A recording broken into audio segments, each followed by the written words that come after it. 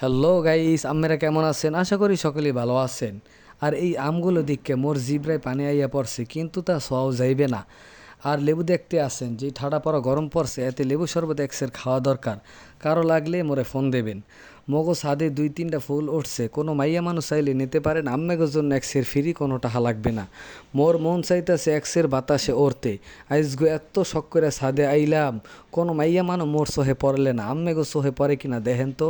এদিকে মোর বাইকনারা তার মামার জন্য একটা মামি খোঁজদাছে, কিন্তু কোনো হানে কোনো মামি খুঁজতে পাইলে না।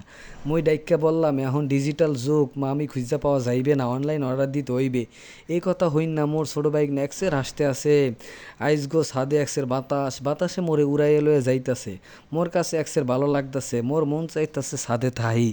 কিন্তু মোর মায় যদি দেখে মুই ছাদে আইয়া মাইয়া মানু দেখি, তাইলে মোর এক্সের ঝাড়ু দিয়ে ওসাইবে। এই যে পেয়ারা গাছ বড়ই গাছ দেখতে আছেন, এ হানতে মুই আর মোর বাইকনার একদিন লোকে খাইছিলাম। পরে মোরে যে খামার দেশে, এতে মোর শিক্ষা হয়ে গেছে, মুই কানে ধরছি, মইরা গেলেও ধরমো না। মোরে কইছে ছাদে যাইয়া কোনো মাইয়া মানু লগে ফাইজলামি করবি না, তাও মুই এক্সের মাইয়া খুঁজি বিল্ডিংয়ের জানালা দিয়া। আসলে মগো এলাকাটা মোর কাছে এক্সের ভালো লাগে। বন্ধুরা, কেমন হলো মোর প্রথম ভিডিও? আপনারা সকলেই কমেন্ট করে জানাবেন, লাইক করবেন, শেয়ার করবেন, কমেন্ট করবেন।